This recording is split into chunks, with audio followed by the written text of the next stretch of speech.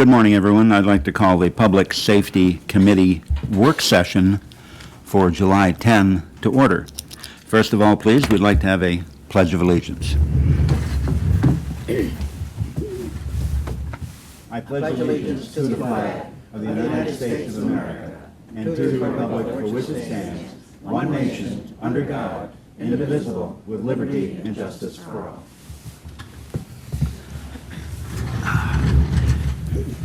Thank you. Now, if we could have a roll call, please. Mr. Havey? Here. Mr. Sear? Mr. Barnes? Present. Mr. Demick? Here. Mr. Healy? Here. Mr. Rumfelt? Here. Mr. Stockin? Here. And Mr. Harris?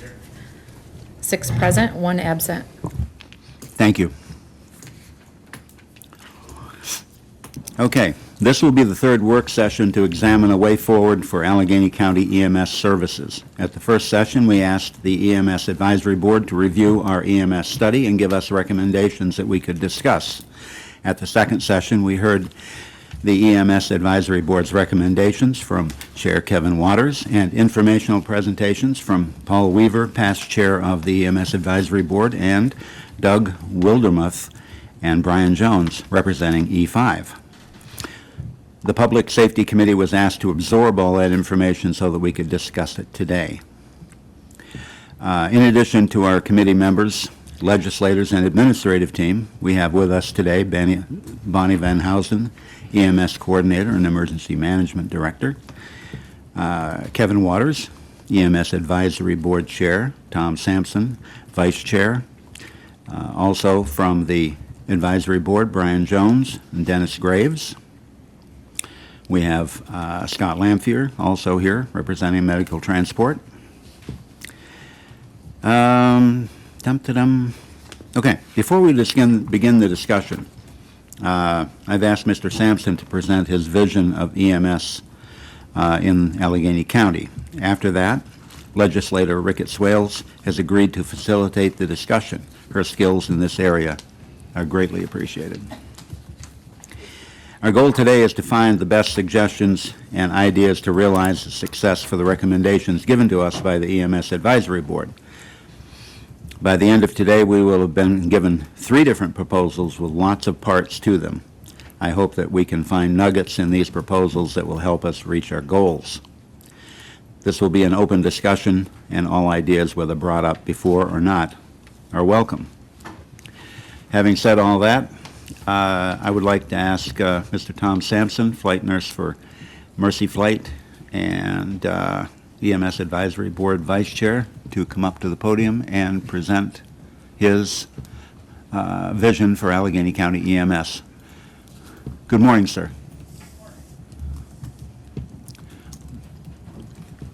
On that, there's a little button on the right. If you push it, your microphone lights up. There it is. Look at that. I know, huh? Step 1 completed. Good morning. Thank you for the opportunity to come and share with you. It was a bit of a surprise when Bonnie reached out and asked if I would be willing to share this. This was much less a proposal than just ideas that we had asked for at the advisory board.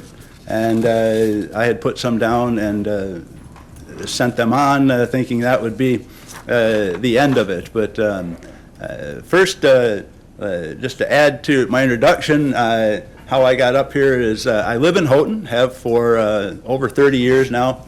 I've been a member of the fire department and the ambulance squad there. Brian Jones and I were just talking, and he said that he had certified in 1993, and he felt old. And I certified before that, so I think that, thank you for making me feel even older. But EMS in Allegheny County is something that is important to me. So I'm happy to be part of trying to negotiate the best path forward. As I look at this and as I discuss it with you, I would really encourage you to not get hung up on the details. Please don't get hung up on where I've put pins in maps about stationing ambulances or how many ambulances. But look at these overarching principles that we need a system that is available to everyone in our county, no matter whether they live in a populated area or a population area that's much less dense and rural. And so these are more guidelines to help meet those goals than specific, you should do this and you need to do this and we need to buy this type of things. That being said, this also needs to be a plan that is workable and scalable, something that starts out now supporting the volunteer and paid agencies that we have in our county and the resources that we have, but that can be grown as we anticipate and as study after study has shown us that volunteerism is in decline. And while I think that we should support volunteers in every turn and as best we can, the reality of the fact is it looks like that volunteerism is going to continue to decline, and we need to be prepared to meet that. So this proposal began by simply taking a county map on a piece of paper and folding it into quadrants. That's how the initial lines were drawn. And that's why, again, I encourage you not to get stuck on where the lines fall. Obviously, depending on call volumes and what we learn as we go forward, they might have to be adjusted. And I would encourage you to continue to be flexible. But this is based on the concept of loosely of the fire districts that we have now. We need to have what I would call 4 zones set up to be able to provide coverage. The state has some lofty goals for coverage. They want response times to have an ambulance at somebody's door within 10 minutes is their goal from the time of call to 911. Obviously, and that's something that they want to do 80% of the time. So it is impossible in our county to have one central location and have an ambulance to each part within 10 minutes. So there's going to be a need to move, to decentralize, if you will, our assets and have them stationed in different parts of the county.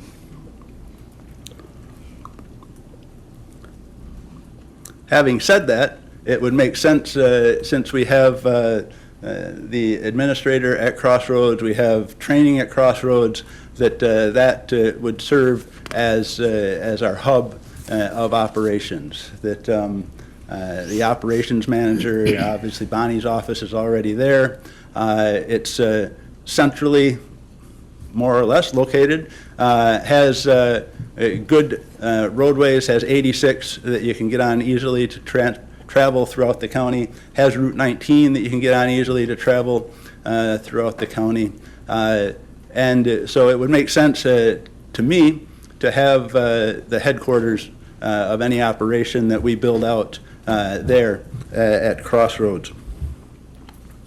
As you look at assets, again, I would ask you not to get caught up on how many ambulances. I have never given a presentation. When I got done, the administrators said, "I think you've undersold that. We'd like to give you more resources." So with that in mind, it's a little robust, no doubt. And part of that is experience and in anticipation of some pairing of that. And that can be expected and probably prudent. But the other big variable in this whole proposal is what the county decides to do with the interfacility transport piece of ambulance traffic. That accounted for about 2,500 calls last year. That's roughly almost half as much as all the EMS calls for the year. The EMS calls were just a little bit north of 5,000, or closer to 6, I guess, so a little less. But so 2,500 calls is a large volume. Each one of those calls that goes from Jones Memorial to Buffalo or to Rochester is going to take an asset out of service for several hours. So how you decide to handle that piece to the puzzle is going to make a big determination on the rest of the system as to what resources you need there. If there is a separate entity or a separate piece that handles those transfers, that's going to cut down greatly on the number of ambulances and personnel that you need in service throughout the county. When CGR did their report for us, they found that we average about 16 calls per day. Obviously, those calls don't happen sequentially where you get to have one call and finish another and then get a second call. But so we need to plan for that. But at the same time, you don't need 16 ambulances to cover the 16 calls for the day. So again, let's not get hung up on specific numbers and look at overarching principles. But so the first zone I put in Ormeau. And as I said, I picked Ormeau because it has an empty fire hall. It's owned by a fire district. It would seem that would make things easier to negotiate some sort of agreement to use that as a base of operations. It's fairly centrally located. Within a 10-minute drive by ambulance, you could be to most places in that zone 1 that I've outlined.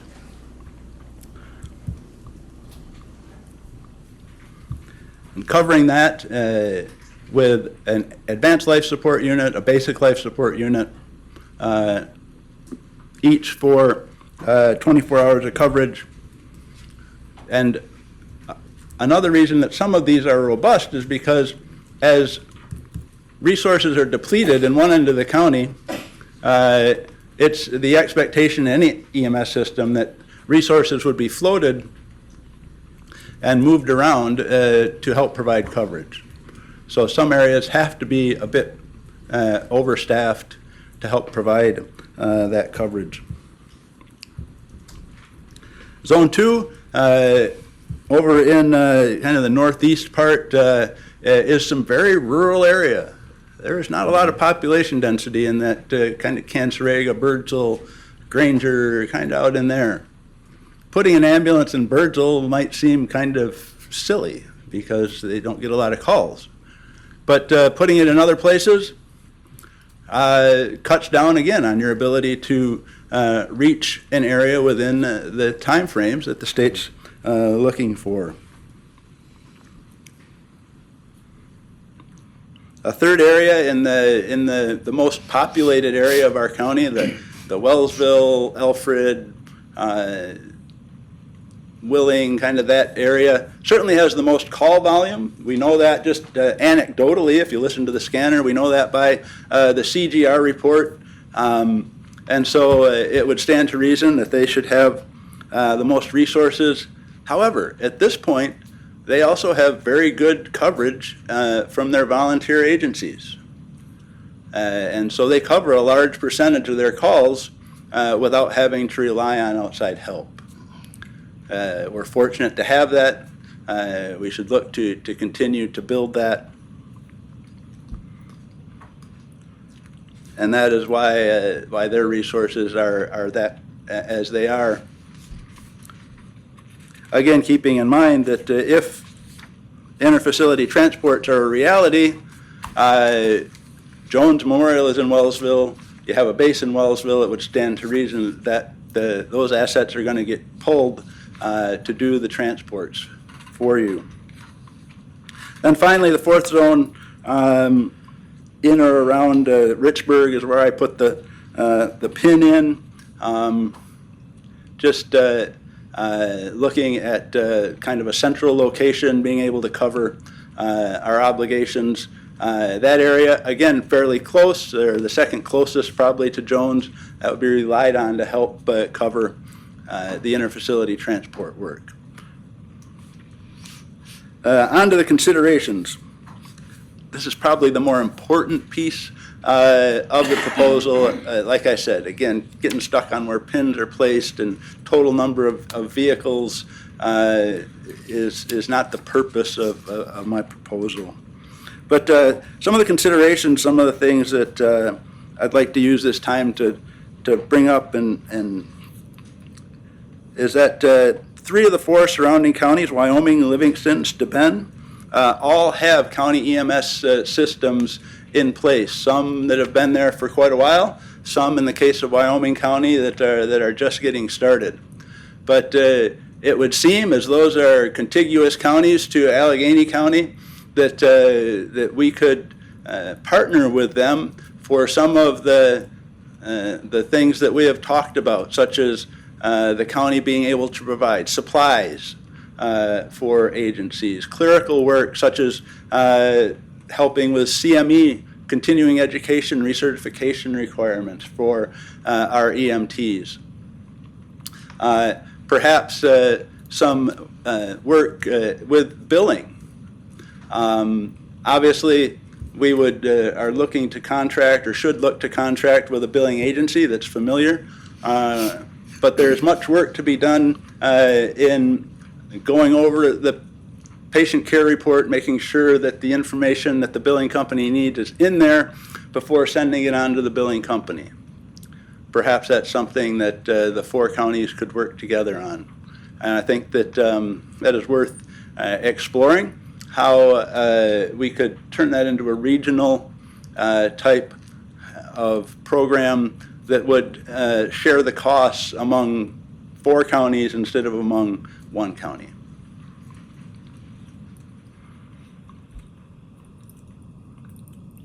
The second point talks about call volume and 24-hour shifts, but really this is about human factor.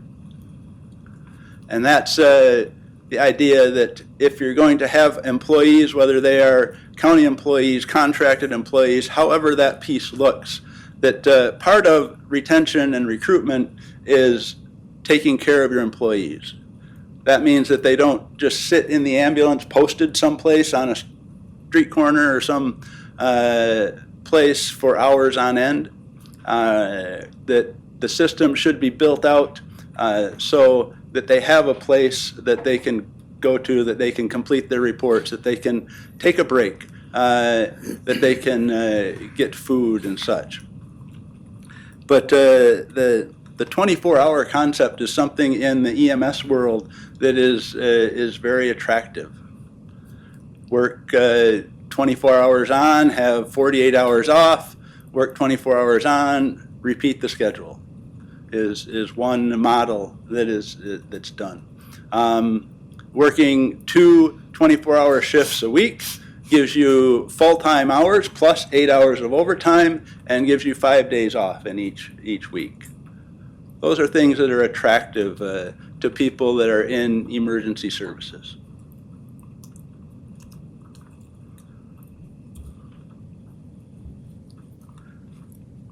The third point, again, I've talked about multiple times, that this is going to be a flexible situation. Guidelines, boundaries are going to move around. If we have a county CON, that becomes much easier to move assets and to share assets, because under the county CON, there's no need for mutual aid. If Rushford and Houghton are under the county mutual aid, or under the county's CON agreement, and Houghton is not able to get a crew, then there's no problem calling Rushford to come and cover that crew call. Makes use of resources that are closer, makes use of our volunteer resources, keeps them engaged. The last point is depends on your perspective. If you're a glass half full or a glass half empty guy and gal, because right now it's pretty much a blank canvas. The county doesn't have equipment. It doesn't have, the human resources. It doesn't have the municipal CON. Those things are in works. Those things can all be pulled in from contracted labor, from contracted equipment, but we don't have those. And so we need to, as part of this discussion, figure out what the best way to obtain those is. And just throwing a couple of them in there, agencies within our county that have 2 ambulances, and when they were robust, were able to man 2 ambulances and cover 2 calls simultaneously, that now aren't able to do that. Perhaps they would be willing to lease, rent, sell through some agreement one of their ambulances for the county's use. The same for space. I talked about Ormel's fire hall earlier that is empty. If there were bays or space in other fire halls or other county buildings that were empty and could possibly be used and leveraged for that.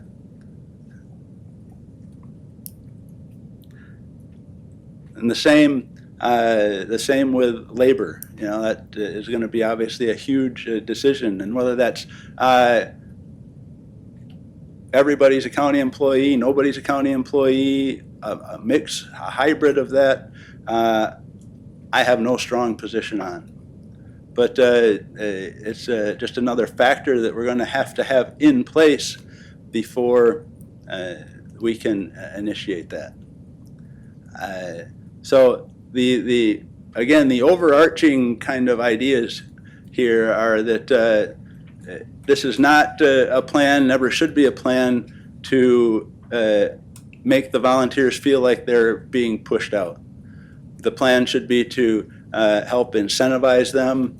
The Chautauqua County model, where volunteers are members of the county as well, helps, I think, keep them feel involved and part of it and not feel like they're trying to be pushed out. I think that's a model worth looking at and exploring for our county. And then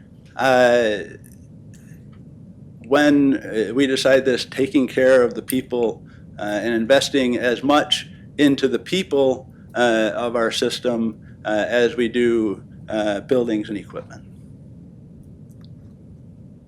That's really the gist of the proposal. I'd be happy to try and answer any questions. I think that was excellent. Very well done. Thank you. Thank you. Yes, questions from anyone? So you can tell up. Go ahead, Mr. You Ricky. said 24 hours on and 48 off is a good way to draw people in. Is the state okay with that, working 24 hours straight? I know they frown on that in other divisions of labor. They do. There are some exceptions built in for emergency services. I don't know their exact position on it, but I can tell you that I work a 24-hour shift in my full-time job at Mercy Flight. I work that model that I talked about of 2 24-hour shifts per week, and then having the rest of the time off. And so that is an accepted model for the state.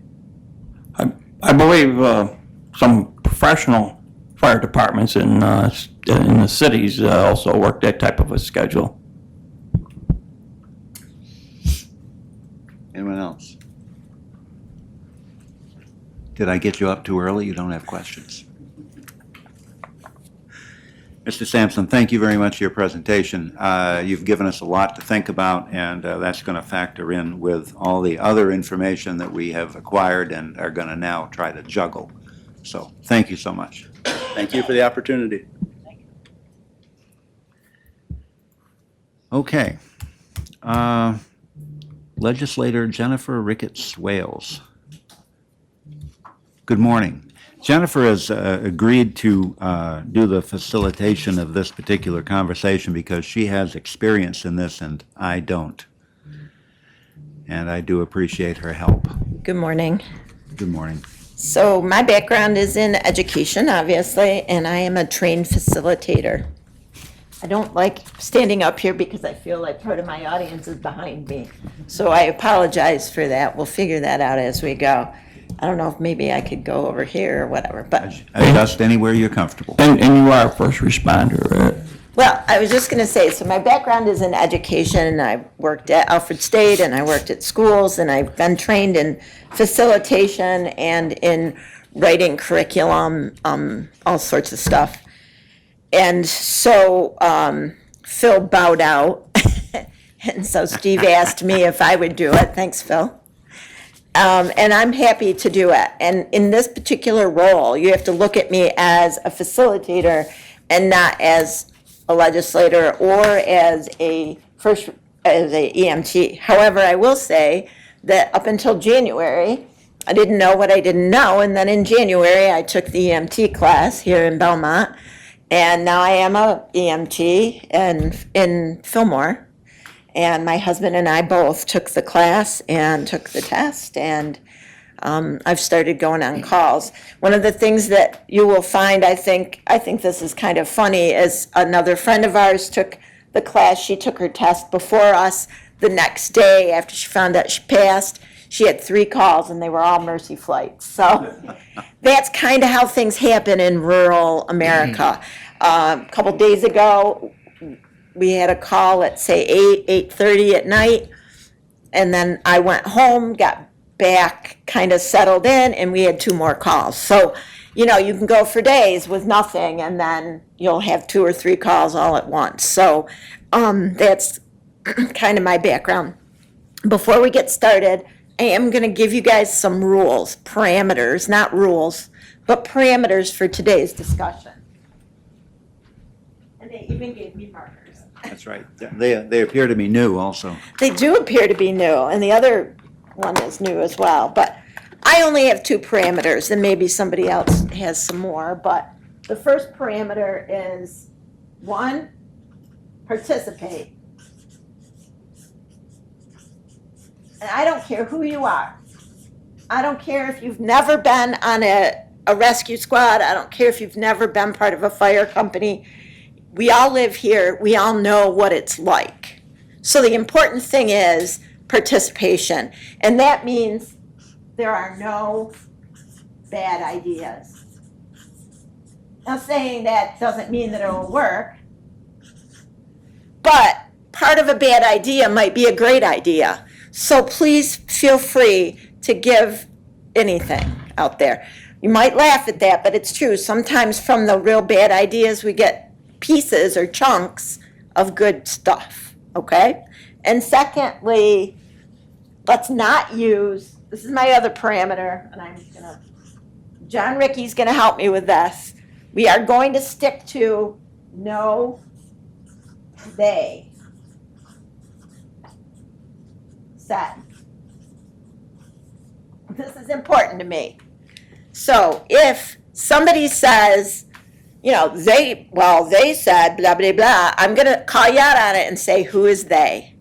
And if it's, you know, Fillmore Rescue Squad, then say Fillmore Rescue Squad or the citizens of Belmont or whatever. But let's try to stick to that because we don't really want to get, you know, rumors. This is one of the things that I find we often have a trouble with is, you know, that kind of thing. So if you want to start by taking a look at this flow chart that I made at 8 o'clock last night. So I apologize if I left stuff off. Tom has already given me some information that I didn't have, but I had this all done and Steve and I were all set to go. And then I talked to Bonnie, who was working late last night, and then everything changed. So this is a flow chart, and it's a little bit crazy, but we need to look at it. Because there are 2 ways we can go in this whole idea of the application for the CON. The first one is, will the county own the equipment? You can see the 2 sides. One side is the county, one side is contracting.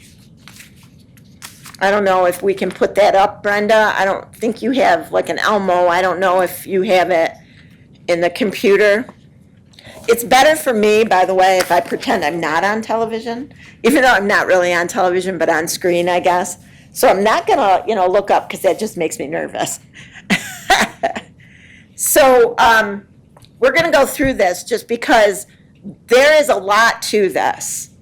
And I didn't realize how much until I started talking with you.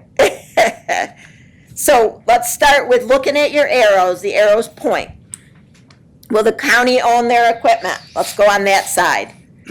Will the employees be county employees, or will the employees work through an agency? If so, then goes to the other side. Supplies, equipment would have to be purchased. Who'd be responsible? Where would the money come from? Staying on the county side. Billing must be contracted with an outside agency that has experience with ambulance agency billing. And this is important, Bonnie says, because you have to have that knowledge of billing. It can't just be like we're gonna send it out to like Paychex or someplace like that. Standards of care are set and controlled by the county. This is really important. In my EMT class, our instructor said over and over and over again, you want to run your ambulance service like your mom is the next patient or your dad is the next patient. And so as we think about this, I think you all need to keep that in mind. And then recruitment for volunteers has to be supported by the county through money and advertising, I guess, or we're not going to continue to have the volunteers. If you go to the other side of that big blue arrow, will the county contract with a service or services? If so, how is that decided? Who are you going to contract with?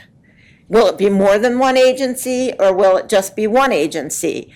It sounds to me like the potential is there for us to contract with more than one agency. But again, as facilitator, that's just me listening to all of these people in the back. An RFP is needed for staffing, which would be up to the county. An RFP might be on our chart, is it? Bonnie? Bonnie's gonna tell you what RFP is? I don't know what it actually stands for. Oh, but, okay. Request for proposal. Request for Request for proposal. proposal, Yeah, they okay. have to put it in, and then you have to see who's offering what. Bids, like, Yes. it's basically like taking a bid for anything else. And then from there, we're still gonna have to work on recruitment for volunteers in the agency, so that arrow goes back. Then the stars at the bottom are things that are just in general. Volunteer agencies, mutual aid, we have to talk about. Right now, all of MTS's cars have tracking through dispatch, so they can be located for mutual aid. But I don't believe that the fire companies have that. So the dispatch in the county cannot see, for instance, if Fillmore is coming from Wellsville, dispatch can't see that. So that's another thing that we have to consider. And then the EMS leadership, I think that's important in my world. EMS leadership, how are we training our leaders for our fire companies and our services, our agencies? How are we training them to work with employees so that the employees, like Tom said, are happy? How are we, training them to manage things, to manage equipment, to manage supplies? There's a lot of information here. I got that. There's a lot to this. So what I tried to do after I made this flow chart was come up with a chart. And the legislators all have it, but the people in the back don't. So John, who has also volunteered to help me hand out things, Legislator Ricky is gonna hand this out. This is a worksheet that hopefully, does anybody need a pen or a pencil? I want everybody to participate here. You can tell, because I got pens and pencils. Who needs one? And if you need a place to write, you can turn these chairs around. Here you go. Lots more. Oh, here's one. That one's 2 pages, this one's double-sided, that's the only difference. Got a pen? Grab one out here.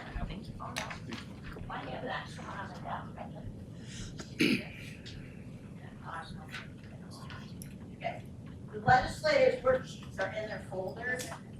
Yes.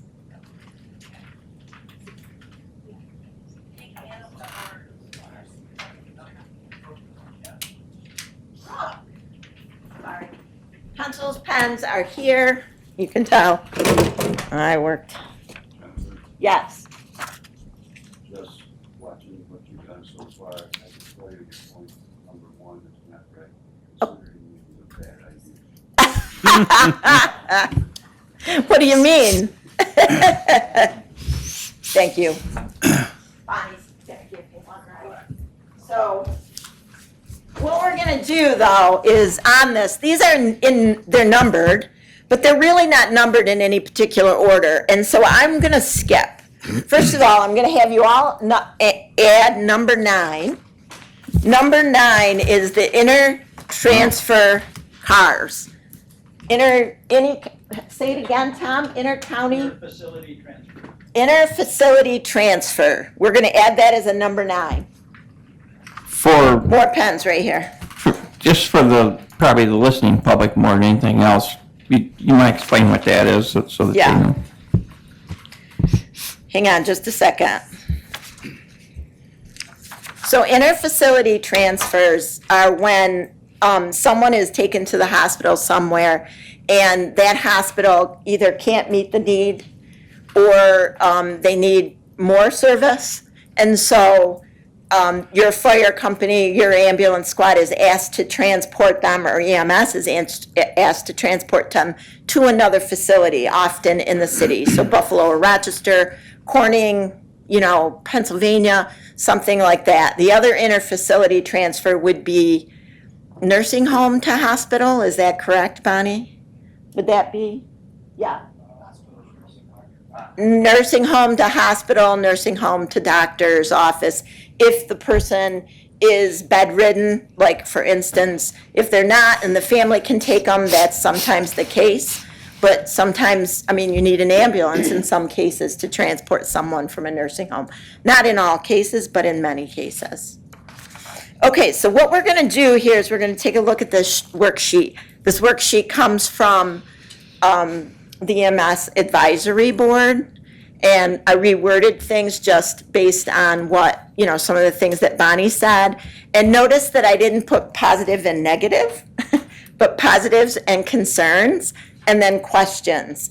So we're gonna start with number 3, county-owned equipment. And I did put fly car versus ambulance under there, just because I wanted to draw attention to that is one of the pieces of equipment that is in debate. What would we do? How would we do that? So I'm gonna give you guys a few minutes.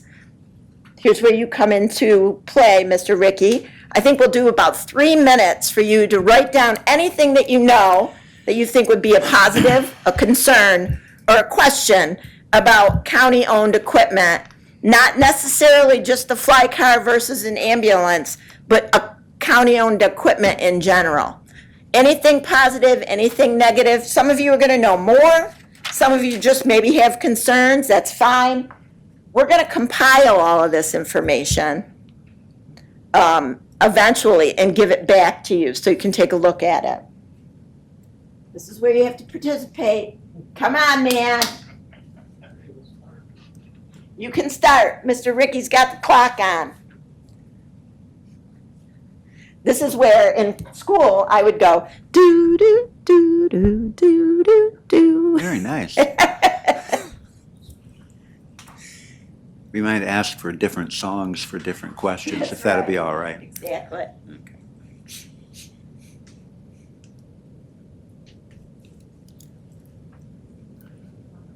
See, they taught you to look around, so I'm after Kevin, because Kevin's not wanting to participate, and I'm like calling him out.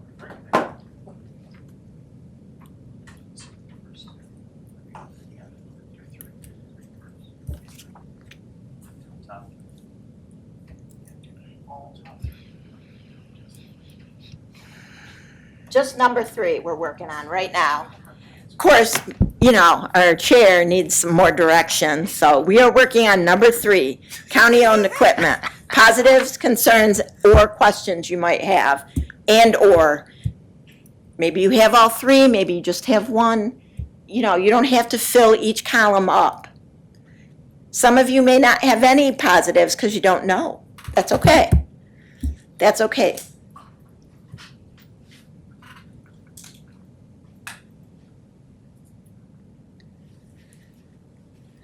How you doing, Mr. Ricky, on time?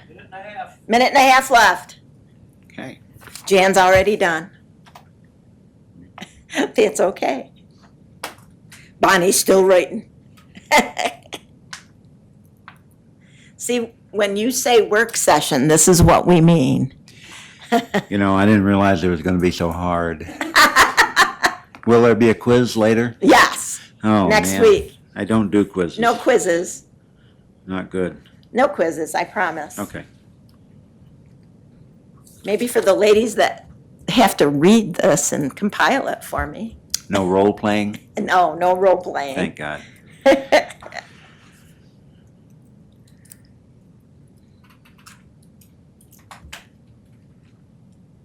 How we doing, guys? Good. Somebody's still writing, so we're gonna let them have the full 3 minutes. That's good.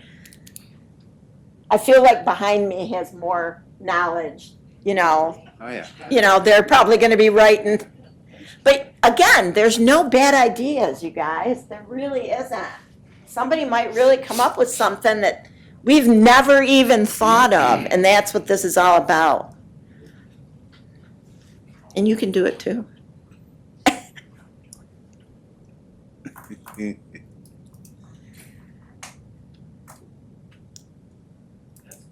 Three minutes, great.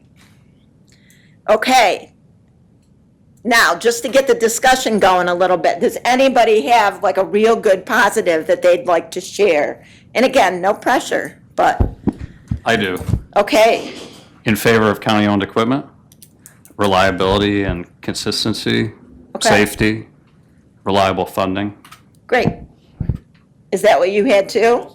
Okay, And the county has more control over the staffing and the Yep. everything, Sure. costs and everything. so there's some control, absolutely. Takes burden off the locals. Okay. Maintain the vehicle.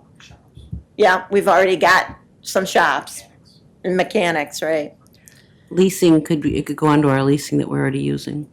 Okay, If that's a they- good one that I hadn't thought of. Okay, how about concerns? Does anybody have a real strong concern? With the fly car, I have Yeah. a concern. I know Scott and I have talked about it before with MTS, and we've had problems with it with Medic 100, 200 with Andover, Wellsville, and Amity, is that you get the fly car there by just a fly car, and if the squads can't get the ambulance out, you're still just in the A same fly boat. car, You're just a yeah. fly car you can't transport. So that is a concern with a That's fly good. car over an ambulance. I would push more for a ALS staffed ambulance, because the fly car is probably cheaper, interesting. more cost effective, but you still gotta get an ambulance there. Right, and you need a driver. Do you have that, you have that listed in your concerns, right? Yes. Perfect. Anybody else? Mike? Mr. Healy, sorry. That's fine, you can call me Mike. Well, number one is cost. Seldom does government do anything better than the private sector, and it always costs a lot more. Overall cost. Also, the personnel services are always a big issue. Government just seems like government wants to always grow and grow and grow, and the staffing of it, obviously, and then of course liability also. I'm all about the idea of improving their services, but I'm against the county owning a part of it. And you've got that reason, like, you've got the reasoning written down, right? Yes. Thank you, perfect. I have a dollar sign in my ear. That's perfect. Jen, should we tell the public the difference between a fly car and an ambulance? just Yes, so- thank you. So, I'm sorry, public. So an ambulance, I think everyone knows what an ambulance is. A fly car is gonna have probably a critical care or a paramedic in it, driving it. It's just a regular car with a bag.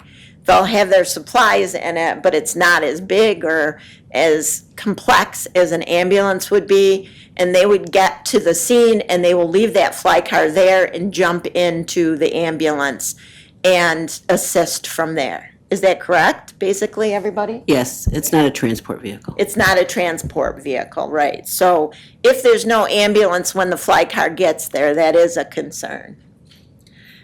Questions? Does anybody have any questions in terms of county-owned? I Yeah. just. Oh, sorry. Go ahead. You can, my, one of my thoughts, I guess, not so much the question, is if the county owned the equipment and contracted with the staffing, sort of like Wellsville does with E5. Yeah. You still have control over a lot of the issues that you don't have, and it's a lot cheaper than trying to get us staffing and pay for Sure. the staffing. But we still have control over the equipment, supply the equipment, do the billing, and then just pay and contract out. Sure. And that's one of my. Great. I guess it's a positive or a concern, I don't know. Right. Or a question even. It's fine, as long as you've got it there somewhere. I think the important thing is these things are written down so that we can compile them. And then next week we can look at them, or not next week, I'm sorry, but the next time we get together, we can look at them as a whole. And that'll help us make better decisions. Any other questions? Mr. Ricky had one. How much quicker can a fly car get there, and how often did it make the difference than having somebody get there quick rather than waiting for a full-blown ambulance? Well, it depends. I mean, I don't have the answer to that completely, but it depends on where the fly car is located. And it also depends on how fast they're coming. I think one of the answers to that, if you have an ALS staffed ambulance versus an ALS fly car, they're gonna, if they're coming from the same place, they're pretty much gonna get there at the same Right. time because they're both staffed.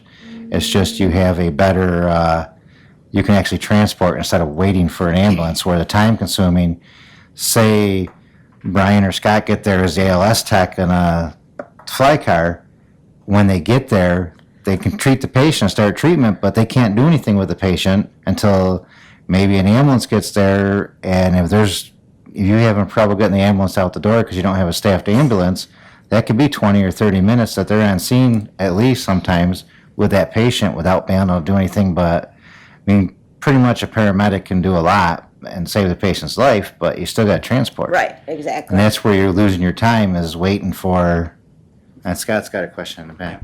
It's resource allocation. In our county, it's resource allocation. Scott, why don't you come on up? Sorry.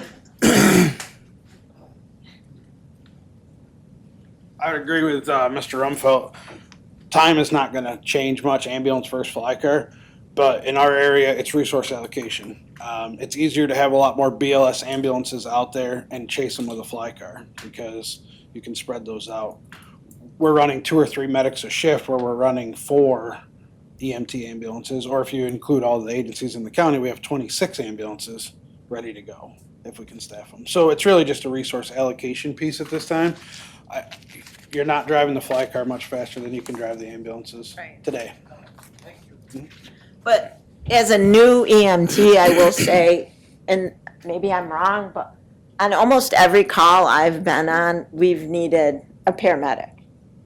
And I don't go on every call, obviously, but, you know, as an EMT, we almost always need the critical care or the paramedic to come, yes. And one thing that if you staff like Mr. Sampson had a BLS ambulance and a fly car or an ALS, then you could staff the BLS ambulance and a fly car at the same spot. Then if you don't need a medic, he can go back in service. Right. And the ambulance can transport. So that's one way Right, around it, right. is to staff both. Okay, yes, Your fly car also can help out your volunteers, because there's a lot of basic volunteers. If they do Yes. crew up with a basic crew, they go with that, but then we still might need an ALS tech, so that's when your fly car works very Right. well. Mr. Fan? Is the county obligated to furnish this program, an ambulance No. service? No, no. It's So not we're- As of this mandated. time. We're not obligated. No, make sure you write that question down. No, they're not. It's kind of like guidance counselors, they're not mandated either. Steve, Mr. Havey? Thank you. Yeah. Question. If we have a CON, is it mandated we have a certain amount of purchased equipment? Ambulances or Bonnie fly says cars? no. No, it is not. No? Okay, so we can have one without actually purchasing As long as you're equipment? contracted with somebody that is performing that Okay, service for you. thank you. Okay, so I'm gonna move on for the sake of time, and I would like somebody from the EMS Advisory Board or Bonnie to help me with this one. Number 4 is determining mutual aid areas or how mutual aid is determined. This was one of their questions that I changed a little bit, and one of the things that I have heard is this. If, and I'm gonna just use Fillmore again, because we're so far away from Wellsville Hospital. If Fillmore is returning from a call and we're in, say, Belmont, and they need mutual aid, then we can respond if we have a CON, correct? Bonnie's saying no. No, yes. Mutual aid, there has to be a mutual aid plan that has to be adopted. And mutual aid is a agency that can provide care after agencies are exhausted their own care. It can't be a constant where you're going in to cover somebody else. That's not mutual aid.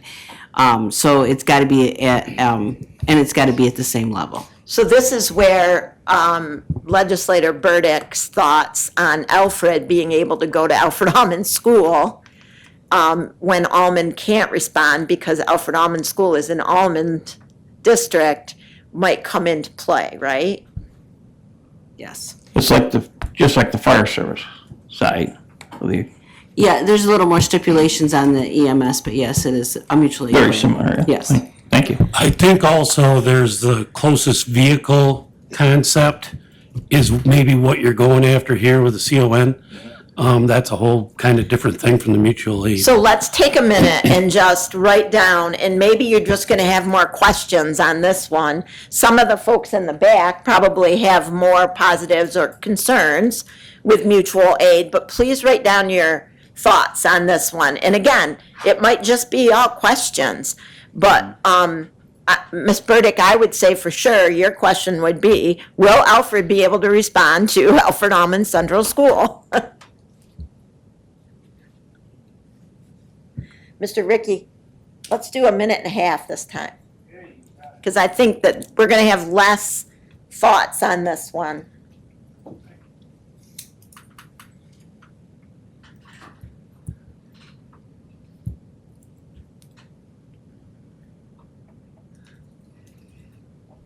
Oh my gosh. I know. Mr. Harris, one more time, you're gonna go to the principal's office. Front of the room, right.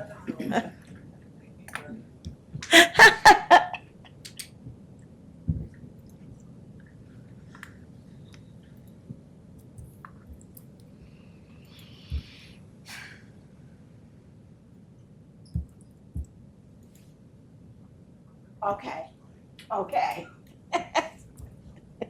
Don't make me use my teacher voice. 30 seconds left. You're enjoying this way too much. I love that. It's great. Who's gonna have to read my handwriting? I worry about that as well. Oh, don't worry, Bev will be calling you guys. I'm not putting my name on it. Okay. I'm going to have to, or they won't know who it is. Other than the things, are we there? Really? Yeah, we're real close. Cool. Okay. You're going to get I'm just some looking around the goofy room. stuff. It looks like everybody's got. Other than the things we've already discussed about mutual aid, and some of that was explaining, are there some positives? I got some, I've got all mine lumped together, positive concerns and questions. That's but, fine. My positives are sort of like what they do now as an echo call for the public. An echo call is if you have a CPR in progress, they tone the closest agencies, like Independence had a CPR the other day, they tone Wellsville, MTS, and Independence. They tone everybody that's available. You know, you get more resources available. You have in case, especially certain times of day, some squads have less help than others, so you get all the resources. So that's a positive. Sort of like we brought up with the Almond School, you would have Alfred right there if they could get out, and go when, because sometimes Almond during the day is, Right. So that's a positive. Concern is if you're toning mutual aid instead of somebody already in service, like you got a squad that's already called in service, the concern is we've had days where even MTS was taxed to the limit where it took 30 minutes to get a rig out the door because every squad, especially during the work days, a lot of places don't let you leave for work to go on calls anymore like they used to. So that's a concern. And question is, how do you make it work where you're going to have good response times, where you're going to have, but yeah, all in all, mutual aid is a good positive because you're getting more resources going if you have to or if somebody can't. I guess I lumped all three together, and That's that's my, fine. for starting talking points, I think that's great. Anybody else have positives? How about concerns? Scott. Oh, I'm sorry, Scott, you gotta come back up. Come on, Scott. You can sit right here. Yeah, you should be sitting at a front table somewhere. So I just want to take my MTS hat off for a minute. I've been on the regional council for 6 or 7 years now, and I'm the chair of the systems committee. Mutual aid, what we're talking about is not mutual aid. We're combining two terms in the acronym world, right? We're taking a CON and mutual aid and we're smashing them together when they're two totally separate things. If the county gets a CON, what the county's getting is operating authority. It's no longer mutual aid.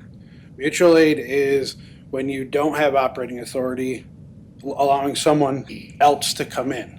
So under the county, if the county gets a CON, all the agencies that join under the county CON, whether it be Alfred, whether it be Wellsville, MTS, whoever, you're not going mutual aid. What you're doing then is you're responding under your operating authority. You have authority to operate everywhere in the county.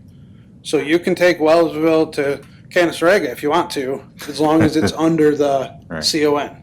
That just becomes a procedural piece at the county administrator's office, the OES office. Who are we going to send? Because the authority lies within the county. It's not mutual aid. So- Far better for everybody than mutual aid agreements. Yeah, because mutual aid, there's some provisions in the Medicare law, and by no means am I a lawyer, but you have to operate where you have authority. So if you're a billing agency and you go, say it's hard now because everyone around you bills, but say Wellsville went to Bolivar, they're not currently billing. The Medicare guidelines really say you can't bill, it's outside of your primary operating territory. Where with a county CON, the county would then bill for that service, however the reimbursement model looks, but it's your primary service. So it's getting the term mutual aid really needs to go with CON. It just needs to go out the window. So you referred to Medicare. Is it the same for Medicaid? The Medicare manual is the most robust manual, so everyone follows it. I think. So, well, that's just, you're talking about authority to operate. It's not Alfred going to Almond, it's the county CON saying, take this county asset that's stationed in Alfred and take it to Almond. You have authority. It's not mutual aid. So I think that's very important to, One question I have is what you're saying. But under the county guidelines, the county could assign Almond to go to Alfred or Alfred to Almond. So this Alfred to Almond, Wellsville to Whitesville, we're calling it mutual aid. If the county gets a CON, it's not mutual aid. The county's saying, take ambulance X from District X and take it to District Y. It's no different, essentially what we do today with MTS. We have a countywide CON. If we go to Houghton, we don't say, if we take a truck from Angelica and take it to Houghton, we're operating within our authority, even though the truck came out of Angelica. And that's 911 would do that under their dispatch center there, correct? Yep. So, which they already do, dispatch for everybody. So Well, what Scott's getting at is, and when we talk about contracting with towns and villages or whatever, or MTS, under our CON, is they're part of us, we're all one. Correct. Just like MTS right now has a CON, they can go anywheres. Okay, so that gives us the opportunity, as long as any of these towns or villages has a county sticker on it, has a contract with the county administrator in our law office, they have the ability to go wherever we want them to go. If we go from one county to the other, or from one side of the county to the other. That's the important aspect of the CON, but I agree 100%, it's not mutual aid. Right. I mean, it's just a term that we use loosely to try, because it seems like that, but I agree 100%. That's not really what it is. And with the mutual aid, you can't, like with the state rules and stuff in mutual aid, critical care or ALS agency can't have a mutual aid agreement with a basic EMT agency that doesn't have that level. You got to be at the same level of care, so the CON would help work things out with that. Right, and, you know, the mutual aid piece, really, it's like every other regulation in the state, right? The policy, it's old. I think it's 1206, maybe, 06, one of those policy statements. It's antiquated, you know, things have changed significantly since 2006 when that policy statement came out. So, you know, the routine and ongoing request is not mutual aid. You know, this policy is huge, and it's, you know, it's up to interpretation, which is not good. But I just want to make it clear that if the county gets a CON, it's not mutual aid. What you're talking about is operating your authority in the confines of the county.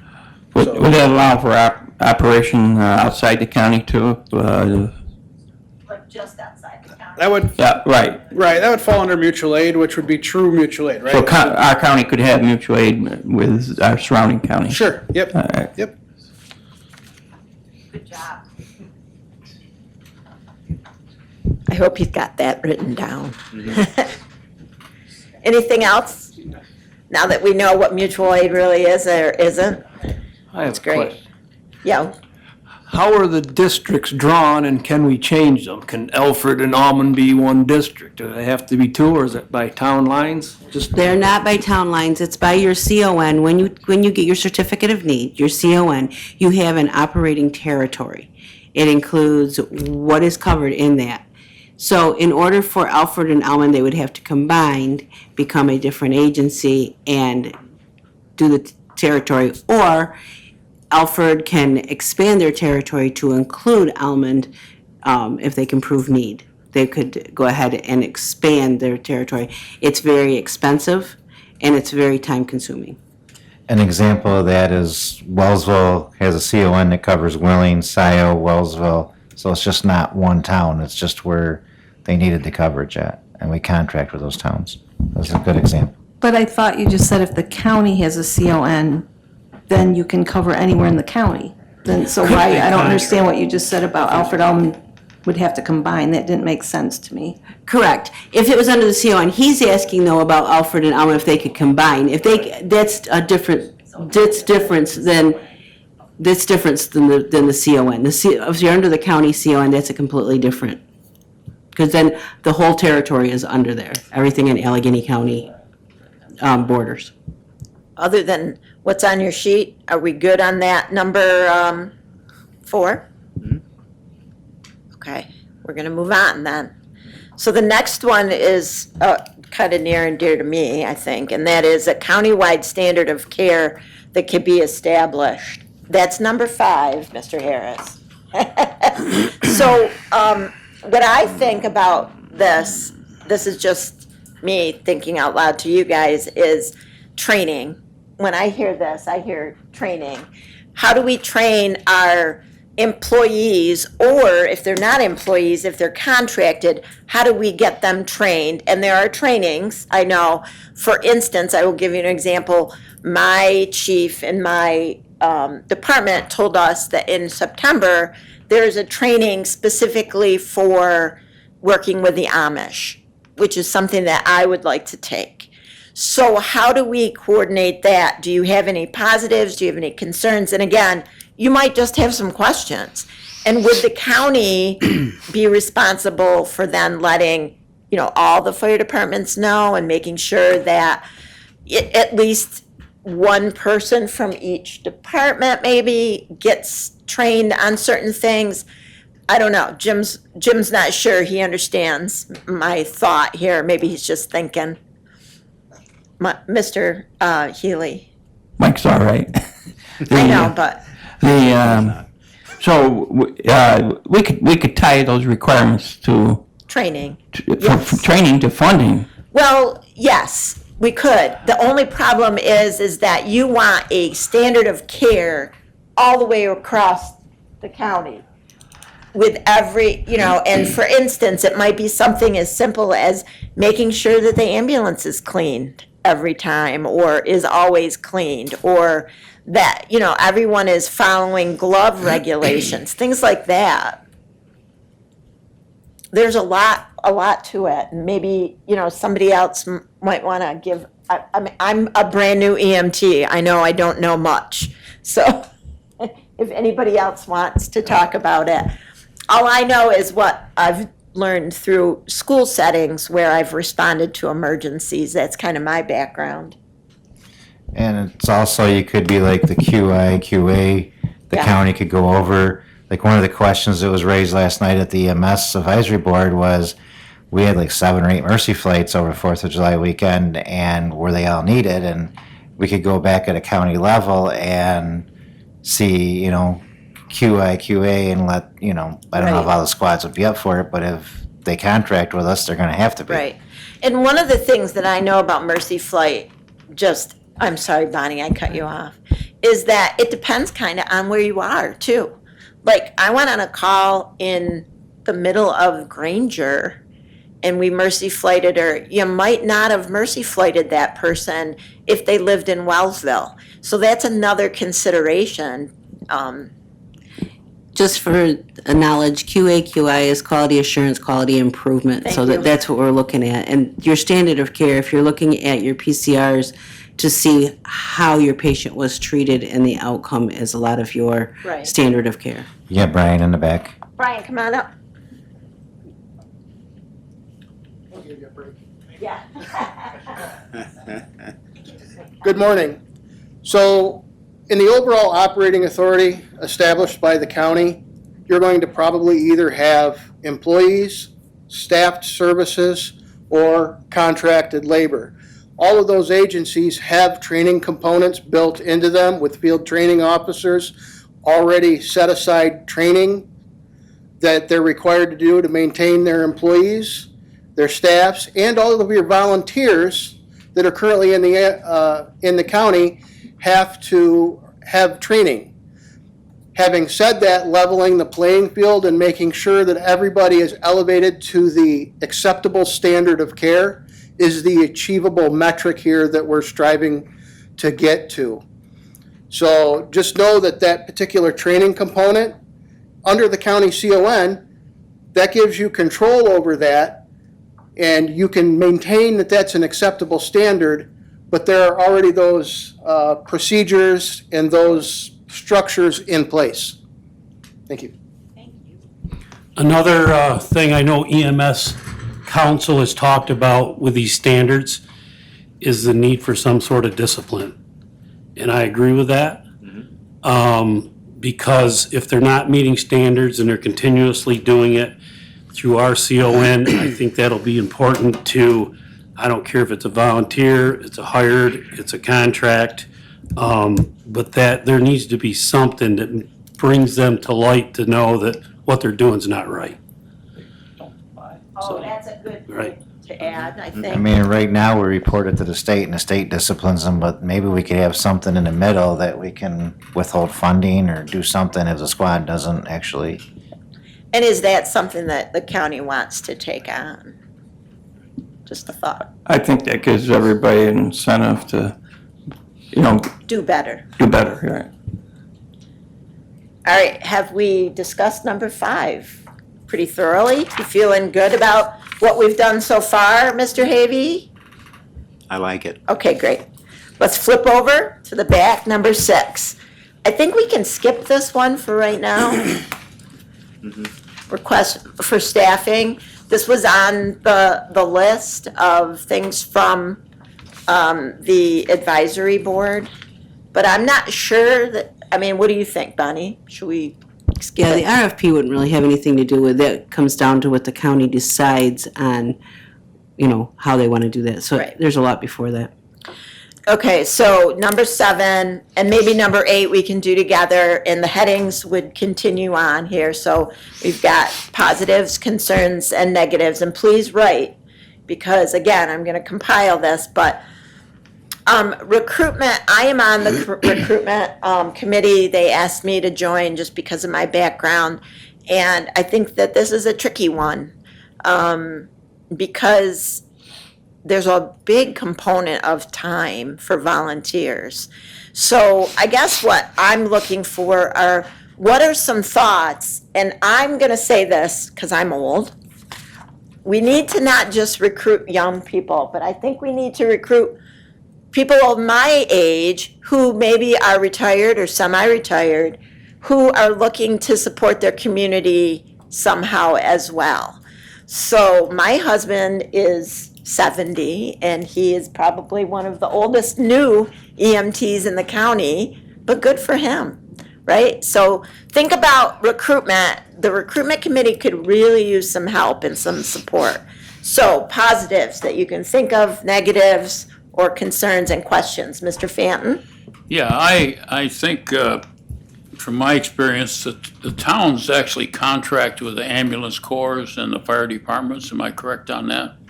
At least we did in the town of Welling. We contracted with the fire department. Okay, yeah. In And I some, think towns contract, so my perceptive is, we really need to, I think, put our effort into the recruitment. And I think we need to support that part of it, whether it's the county contract with these ambulance corps so that they do have a little fund. I mean, so that they could actually reimburse somebody for taking the training, and going through that. And then in that same vein, I think we need to subcontract with an agency to pick up the rest of it. That's where I'm at. I'm kind of. Sure. And that's great. That's a great thought. in saying that, there, unfortunately, EMS is run by several different ways. There's independent, there's fire department, there's some that are village run. So it's different throughout, however they are set up in their own, because everybody is different.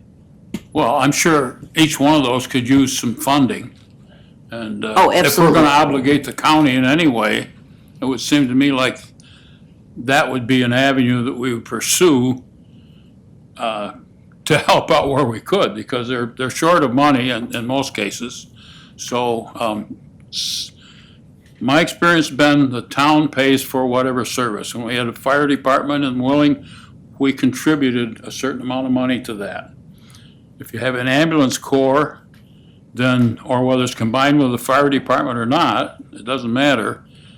They certainly could use the funding to help support training of their individuals that they have.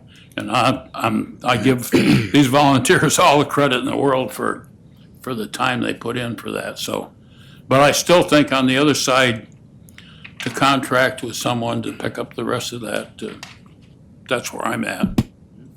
Mr. Healy? Again, well, I agree with Dwight wholeheartedly. And he's been around for a long time, but I won't go any further than that. So he's got a lot of experience and wisdom. But I think we could maybe even expand on that a little bit and see if there's some way we can, not only financially support the organizations themselves and/or the towns through the towns, however we did it. But I think, we should look at some way to help the volunteers too. And I've been a proponent of, some sort of a tax, incentive for them. And I know that the state was thinking along those lines too. I don't know where they're at on that legislation. But I think, we got that those people dedicate themselves, the volunteers are the backbone of all our communities, and we don't have enough of them, no matter where you look at our schools or you look at our local clubs or the fire department or the ambulance services. So I'm on board with that. My thought would be, we do have to look everywhere. And maybe even get the Office of the Aging on board with, looking for volunteers in different ways. Because, you know, I'm retired, I have some time. Well, I'm a young retired maybe, but I'm still retired, so I had some time, you know. And then training for leadership kind of goes along with that, and that is, if I'm not mistaken, helping people train their fire companies and their ambulance squads for leadership, possibly before they become chief. And Bonnie's got some materials that she's working on, and she's going to be going through a train the trainer session. Bonnie, you want to talk about that a little bit? Actually, Brian could come up and talk. 'Cause Brian's Brian's here. already been through this, so All right. he's gone through the state train the trainer, and I will be going through it in October. Good. Sometimes I felt like that was gonna be a tag, you're it situation. So as everyone is aware, there's always been Fire Officer 1, Fire Officer 2, given through the New York State Fire Academy. It's not really specific for EMS organizations, and EMS has been lacking. So New York State DOH recognizes that moving forward. On the 5th and 6th of June, they rolled out an EMS leadership class that they gave in Monroe County. And then last week, I went and participated the one that they did in Saratoga County in Ballston Spa. It's a 2-day class. It was train the trainer format. They will be giving it the next time at the Vital Signs Conference in October. And I'm working with a few people and Bonnie to get the materials here so we can have our own satellite course moving forward. Obviously, we already have young leaders in the county that are already there. Moving forward, we should move to achieve people getting leadership training prior to assuming leadership positions, but we can't neglect the people that are already in leadership positions that may need to figure out how to create a good culture, how to recruit and retention people. One of the pieces that I took away from the leadership class was that in order to improve recruitment, you approach it by flipping it backwards and working on retention first. Because by working on retention and retaining your current workforce, your current volunteers, then by attrition, you will gain people saying, hey, all of these people are here for life. They love this environment. Why are they here? I want to be a part of it. So that was just one point out of 2 days of the leadership class training, and it brings together people all across the state. So that's a very valuable class, I think, moving forward, and I'm looking forward to working with Bonnie to bring it here to this area. Anybody have any questions on that? If you have any No. other thoughts, write them down. That's great. Was that similar to the one that STEM's put on that we went to a few years ago that was really good for the officers, the chiefs in our organization, the EMS chiefs? Unfortunately, I wasn't able to attend the one years ago with STEMS. Right. So I can't really tell you how similar it was. Bonnie probably could speak to that. Okay, but I haven't been through the one with Brian. The one that you're talking about, it is a leadership, but this one is going a little different direction than that. And we are offering, I'm putting it in my budget to offer the one that you're talking about next year as well. Because I know that's- we've discussed before, the STEMS one. I've done it in person with Kevin, and it was great.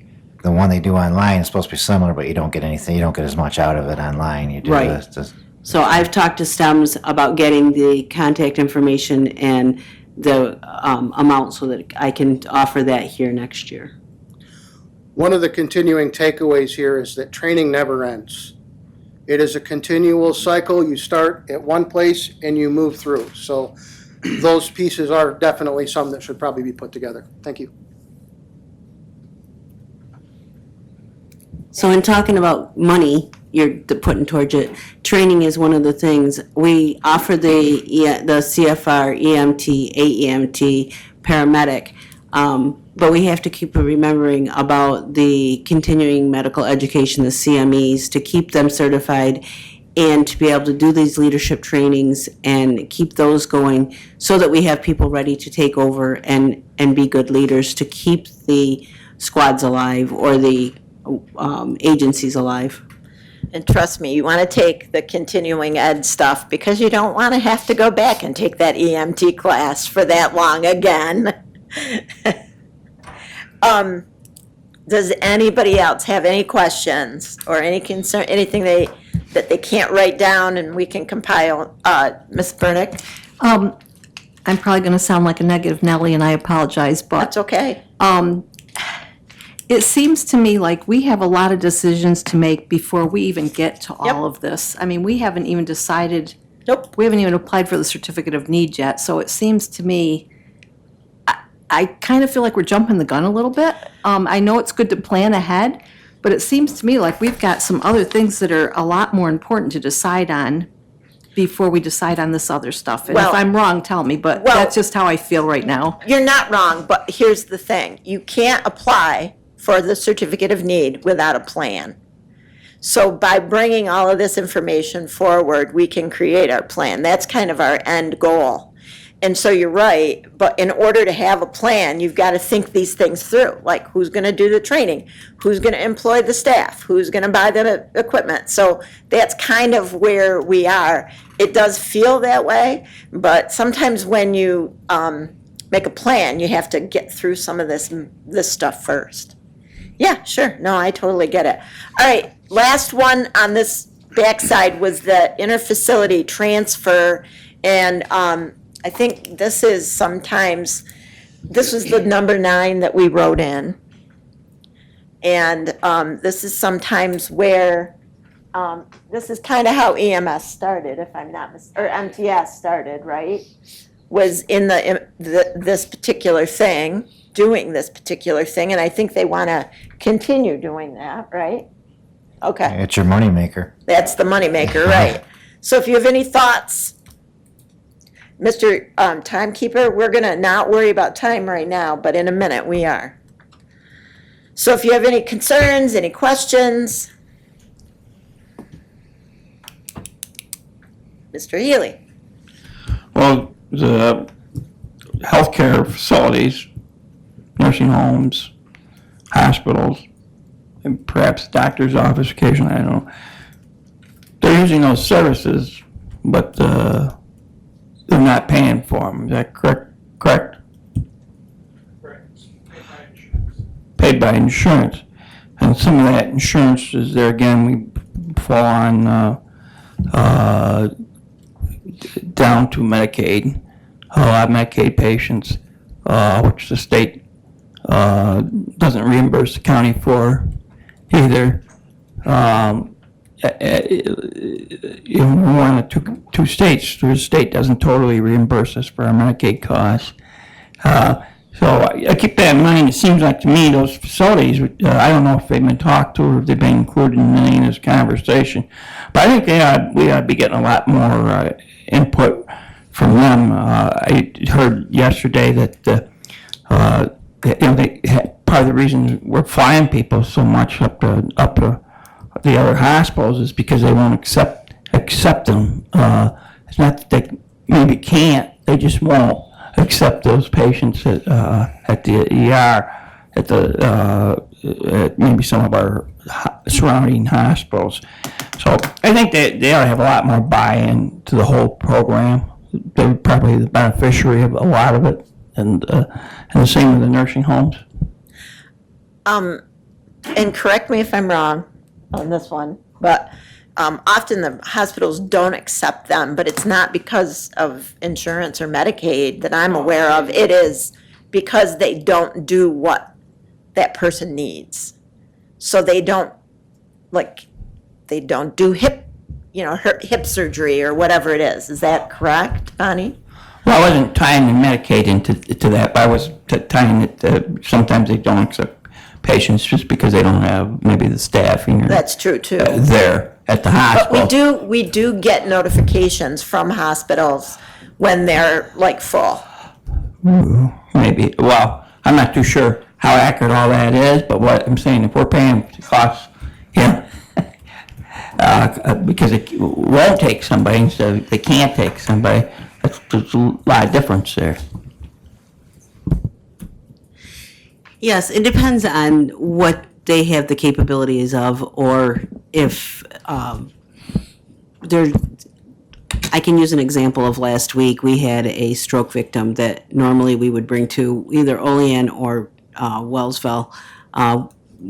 Jones and Olean were both very busy at the time, and when we called them, they asked us to send them up to definitive care because they said it would be too long before they could take care of them.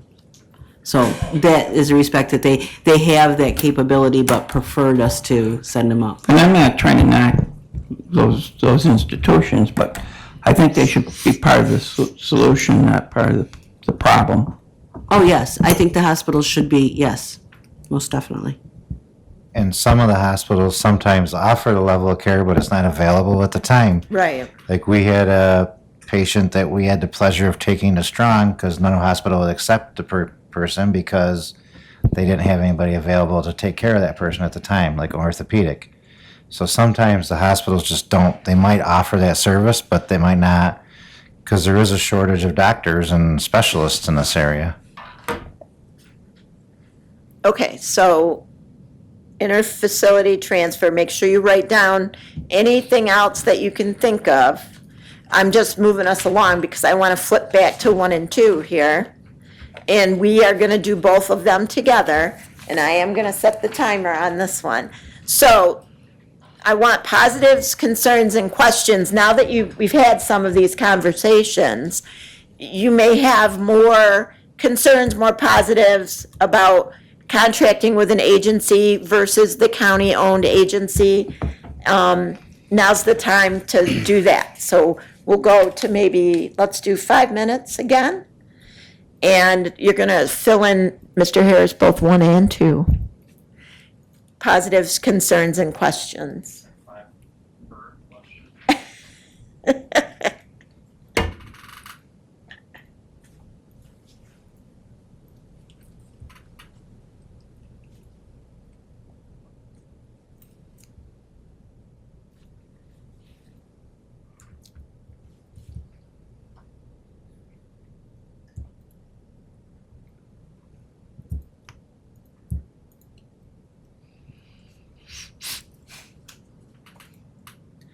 And I probably should have said this earlier, but it would be nice if you could write legibly. I Yeah, know, that too ship late is- for that. Expect calls this That ship week. has sailed. I already told Brenda I'd email my answers because I Okay. can't even read my own writing. That's good, Mr. Rumpel. I'm fine with that.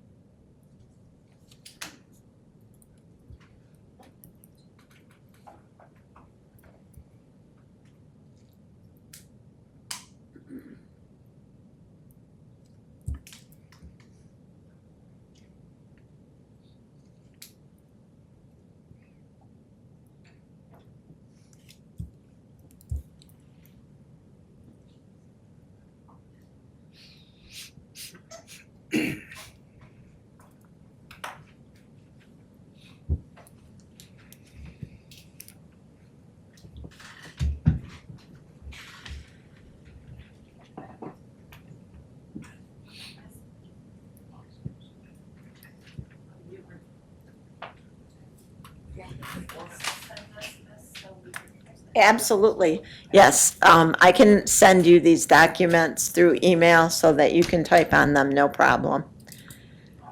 Is everybody done? Sorry, I had to chat with Mr. Jones for just a minute. Okay, so does anybody want to share their positive, their concern, or their question on 1 and 2? And it's okay if you don't, but Of course, this is near and dear to my heart, this topic, so. County-owned agency, one of the positives, if you have more control over the employees, the equipment, contracted agency, though, is probably cheaper for the taxpayers, more cost-efficient, and you can still have control, but not as much. County-owned agency, you're gonna have to employ a lot of people, you're gonna have to find the employees that are already out there and steal them from other agencies. Sure. So that could hurt the resources.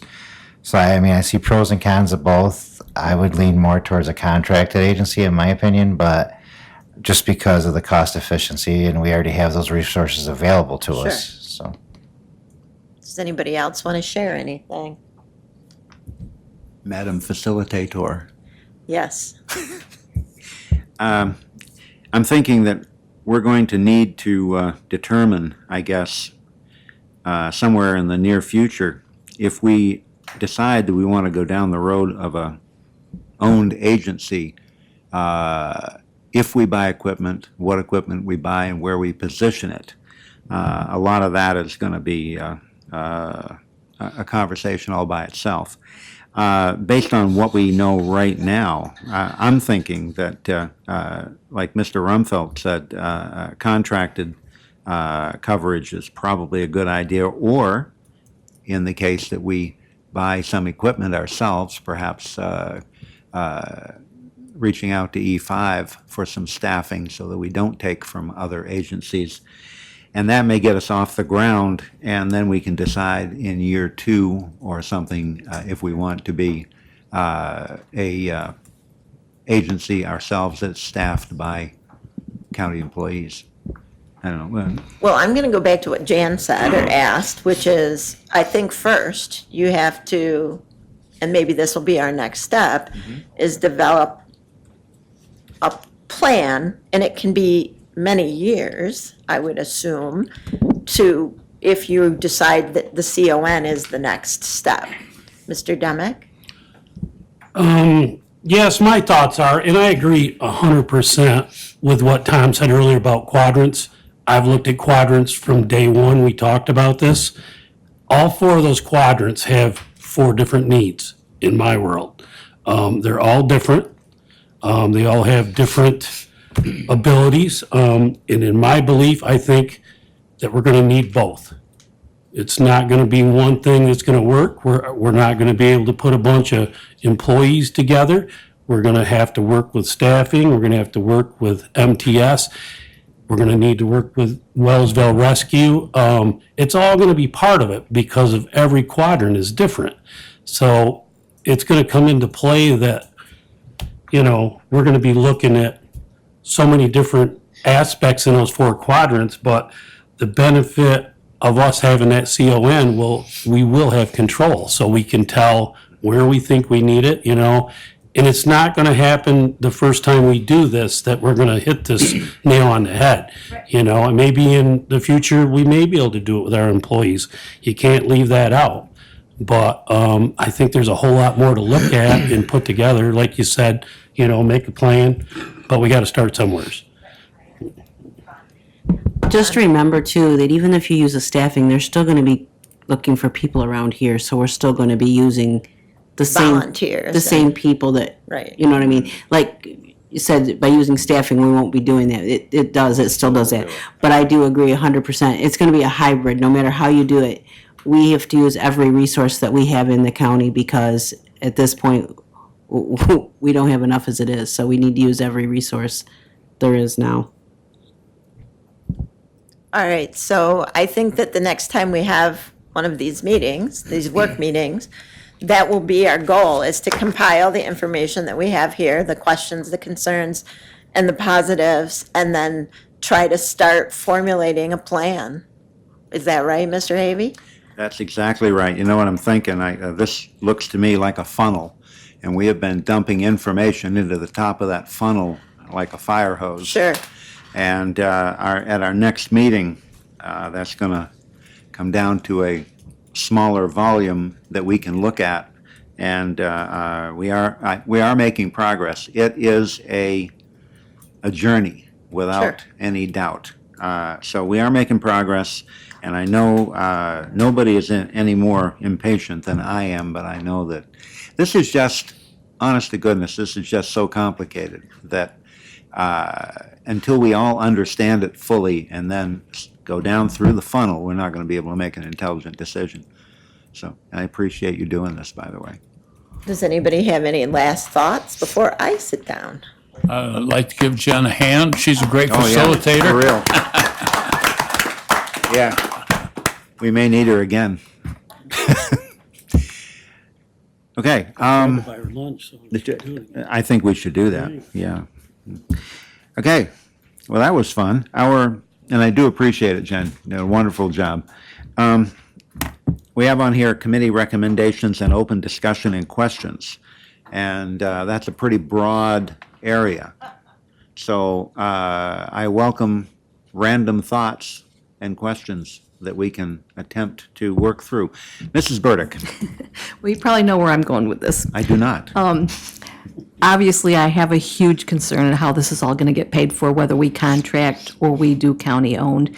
So I really think that we need some answers to really help it. I mean, I know we don't have exact costs, but we need to start with there, I think, and get some idea of what this is going to cost the county and where's the money coming from. And it's not just a one-year deal. It's going to be, and I think that's a really important question that we need to look at. You're absolutely right. Thank you. What else do we have for?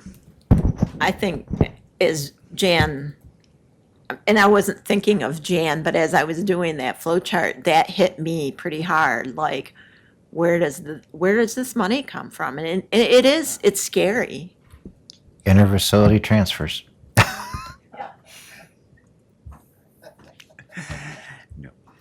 Okay. And I think too, along those lines, as what it's gonna cost, what type of revenue or insurance payback is going to be covered too. And maybe talking to a billing company now to kind of get a flow of how that ebbs and flows with money coming in might help us too.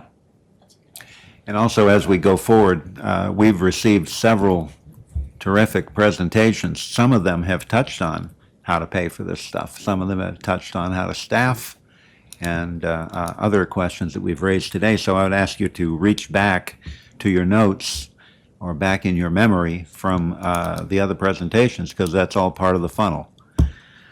I think it's important to know also that there's the new law that will take effect in 2025, right? For the billing from insurance companies, that will make a huge difference with that. And I know it'll help MTS out greatly, so. And I guess I still have a question about the billing. I know as a county, we would contract out, but we also have other agencies that are doing their own billing. Would that still be both doing it? Would it be better? It seems like it'd be better under one. I think there's going to be some confusion Looks like about that. It looks like a meeting of the agencies at some point. That'll be part of when you put your contracts together. If they're responding for themselves under their own CON, if they're responding for the county would bill. I think that'll be the division of how it's gonna have to work. It's just gotta be figured out a little bit more. Bonnie can probably hit on that a little harder. Yes, the ones that are billing now, they'll stay under their own billing, I mean, as they do now. But if you respond as under the operating authority of the county, not under your own operating authority, I'll use Rushford. We don't bill. So, and when we go in Rushford, we're not gonna bill unless if we were called to cover another call in Houghton or whatever, then we would not be operating as Allegheny County, whatever the name of or under Rushford, we'd be under Allegheny County, so whatever the name of that is what would go on that PCR, and that would be billed out to that. And I think we'd send a partial of that payment that the county would receive to Rushford. I think that was discussed at some point, a percentage of it maybe, that to help out these agencies that don't bill. I think that was part of our game plan. The other thing I wanted to bring up is, if you look at the legislation that's coming up in '25, it could become an essential service that the county is responsible for. It went to legislation in '24, and it's already back up for '25, that they want to make EMS an essential service, and they are not making it municipality, they are actually making it county, that it's the county's responsibility. Yep. So then it would be as to Dwight's question, it would be a mandated. That, whether it be contracted or county run, is that correct? Correct. It would be just you are the ones that have to make sure that the citizens of the county are covered. It would just be another unfunded mandate from New York State. Well, there you go. And my concerns, of course, are if it was a county run completely staffed with our employees, personnel costs are always your biggest cost to government, period, including the legacy cost. And when somebody's on vacation, or union contracts, and overtime, and somebody gets hurt, and not to mention your liability. So I think we could take a long, hard look at that if we ever think about doing that. Thank you. Thank you. Anyone else? You guys are making this easy. Okay. If there's nothing else, last chance, we're going to move on the agenda. Okay. Does anybody have any unfinished business? Okay. Under new business, I do have one thing. And while we are not able to vote as a committee today, because that's not why we're here, I would like to take your temperature on an item or two. And I'm going to open this all also up to the legislators as well, not just the committee, and I'll tell you why, because this may show up at Ways and Means and a board meeting today, or it may not. Here's the deal. We had talked in the past about funding a UTV vehicle and a golf cart for the sheriff's department out of ARPA funds. We talked about it. We really didn't move forward on it. And I guess it was kind of like an alarm clock going off in somebody's ear that we really would like to have a golf cart for the fair. And as you know, we would nearly have to pull it out of Santa's stocking in order to have it there for the fair, because the fair is coming right up. I'm told it is possible to have the golf cart there. And this would be our last chance to make that happen. Now, I don't know if your appetite is such that you want to push this forward today or not. Again, we can't have a vote on this, but I am interested in who might support this. We have three options. We can support a golf cart only for $16,000. We can support the UTV for $38,350, or we can support both of them for $54,350, all out of ARPA. Now, I guess let me ask who has an appetite for discussing this. Anybody? I think it's a good idea. I mean, just in my experience with Andover special events and seeing the operations at the fair, the golf cart would actually help and patrol response times side by side of the UTV. We're getting more and more county-wide problems or calls or complaints on UTVs, and trying to enforce it, trying to get people down here to enforce it. We're just running out of resources to do it with. If we had one that we could help assist with, the countywide would help. It would benefit us greatly. The golf cart, I think it would help, but I don't think it's as essential as a UTV. I'd be in favor of both, but if we could only get one, I'd rather get the side-by-side. Question? Yes. They don't have a UTV? Apparently, they do not. Okay. They have a donated, last I knew they had donated ATV, but I don't know how I think that's correct. I think they had a four-wheeler that's older. I'm not even sure it's in service now. I believe the sheriff talked about that when he was at the committee of the whole last year. Is there any, did they explore any grant funding for any of this, or, There's none out there. Several departments have been exploring it, and I know Senator Schumer's office was trying to help us, but there isn't anything out there right now. Well, I agree with Jim. I think a UTV is probably be the best, best thing for them to have, and something they could utilize every place. So I would go along with that. Mr. Barnes? The rush that you're talking about, as far as I'm concerned, they could easily lease, rent for a week or 2 weeks or whatever, a golf cart. Okay. They could be done overnight and give us a few weeks to come up with a plan for what's really needed, and maybe have the sheriff come in and talk to us about it. Okay. But as far as a golf cart, I've known people that have rented them just for parties at their home. So go from there. Okay, thank you. We used to, Andover, we used to lease or rent one, and then because we're a police department or public service, they quit. We had to get the insurances and stuff were so outrageous that it was not cost effective. Because we used to do it every year for the 4th, and it got so it was just, especially the insurances they made you cover, it just wasn't cost effective anymore. But as far as the rush, we've talked about this before, and then just like in the past, things get put off or put on the back burner and then don't get brought up until the last minute again, and I don't understand why we do that. I don't either. I know the sheriff did come in last year, and he did speak about a UTV and a golf cart, and they also spoke about a modification or relocation of the shooting range, which is not really what we're talking about today. That's another topic for another day. Who has comments? Mr. Stocking. I see the UTV all year long. Does a golf cart have service other than at the fair?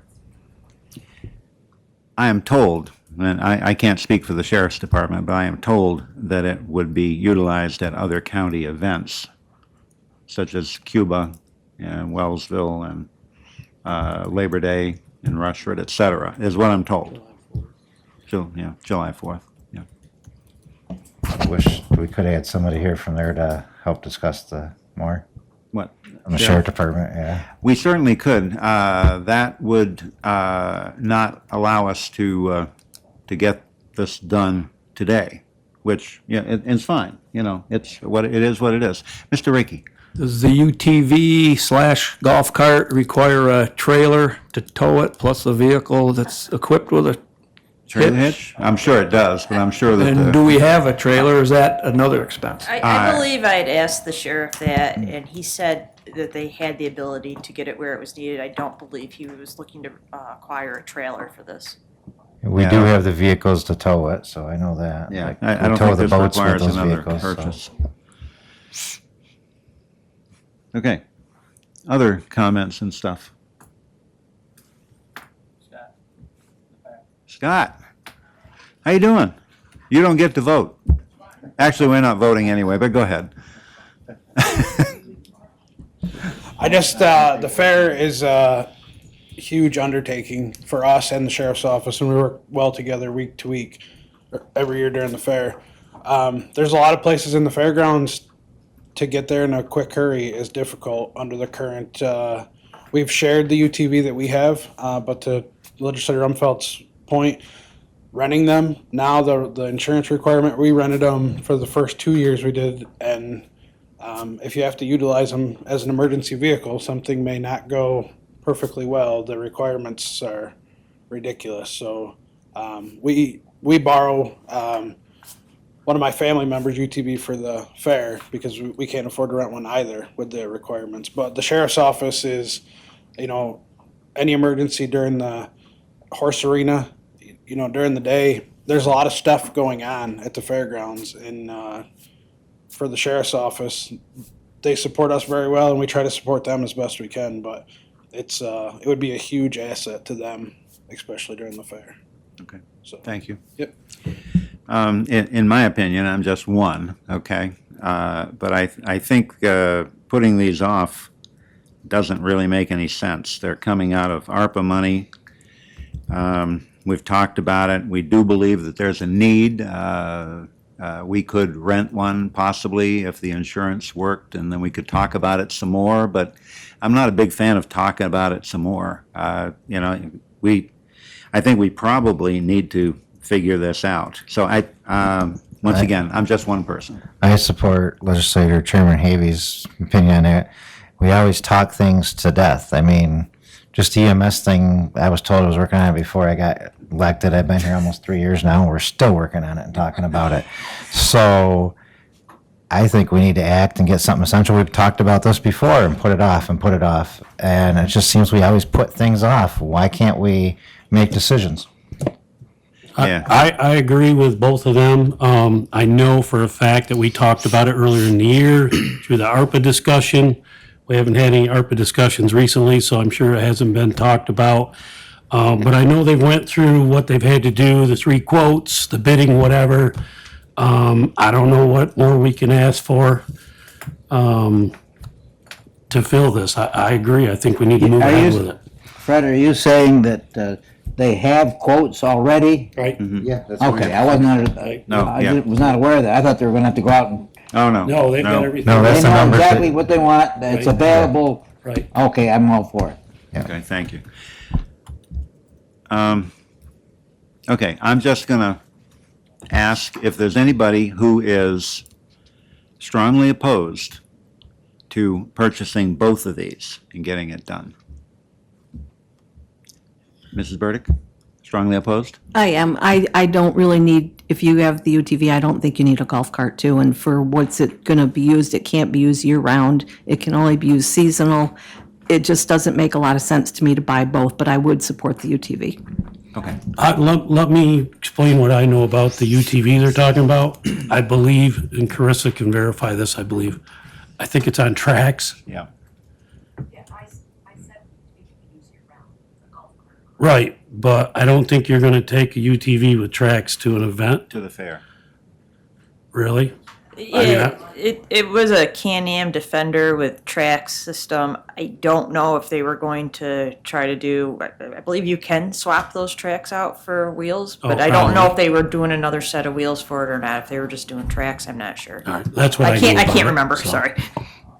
Okay. And even if it wasn't on tracks, you're not gonna wanna drive a UTV around those fairgrounds. That's way, something that size, the Defender. Is there anybody else that has some concerns about purchasing both vehicles out of ARPA? Okay. Yeah, I don't understand the need for tracks versus wheels, and so I guess I'm lost all the way around on that. I don't know, that was the specs that the sheriff came up with that they felt would be most useful, so I honestly don't know. That's out of my area of expertise. Well, the tracks, some of the places we have to go to rescue these people, especially hunters in the winter when it's snowing and stuff, you can't get there without a snowmobile or a tracked vehicle. So I can understand that, and seasonal. I don't know why they wouldn't do both so they could interchange them and use but that's something a sheriff would have to explain. Okay. I just want to point out that we will have to add these to our insurance policies and everything else. So when we do get them, Brenda's going to have to make some calls to our insurance agency to figure out what we do with them, because I do believe they want them wrapped as law enforcement vehicles with lights and sirens on them as well. Mhm. So. Right. Okay. Anybody else have any concerns or comments about purchasing both? Is there anybody who won't be able to support it when it comes to, if it came to the floor? Okay. Anybody on the committee have any problems with taking it to Ways and Means? Okay, we can't do a vote, but it looks to me like it ought to go to Ways and Means, both vehicles, and then we'll see how it plays out when it gets to the board. Anybody have any other comments on that? I don't want to shut anybody off if they have anything. Okay, thank you. Go to the order. Next meeting is scheduled for August 14th, 10 a.m., where we will once again bring out the funnel. Mr. Chairman, as it's lunchtime and it appears there's no other business to come before this work session today, I'd like to make a motion to adjourn. Second? Second by Mr. Demick. All in favor, say aye. Aye. Opposed? Okay, we're adjourned. Productive meeting.